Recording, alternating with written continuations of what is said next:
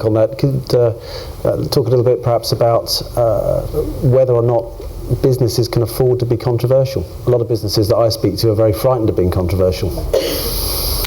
Well, controversy means some people will talk about it. It means everybody will talk about it. Some people will like it and some people won't, right? So Bill Bernbach said, if you stand for something, you'll find some people are for you and some people are against you. If you stand for nothing, you'll find nobody for you and nobody against you. So it's an illusion that you're going to be in a position where everybody is for you. What you tend to do is dilute it and dilute it and dilute it until you stand for nothing and nobody even notices you, which is where 90% of people are. So instead of welcome, the problem isn't do they like you, the problem is does anybody even fucking notice you?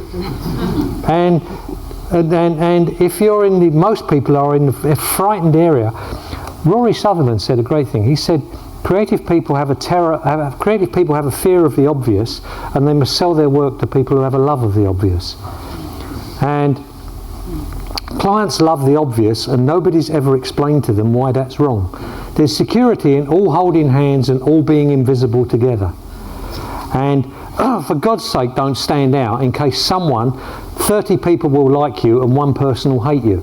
And what you kind of get, the human condition in that, is like Stephen Fry, who's followed by 500,000 people on Twitter, and one person slags him off and he immediately comes off Twitter and runs away scared.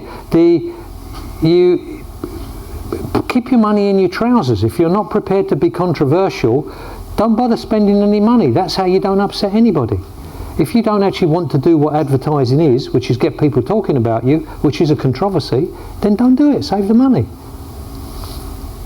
Anybody from the audience like to pick up on anything they've heard so far? Okay.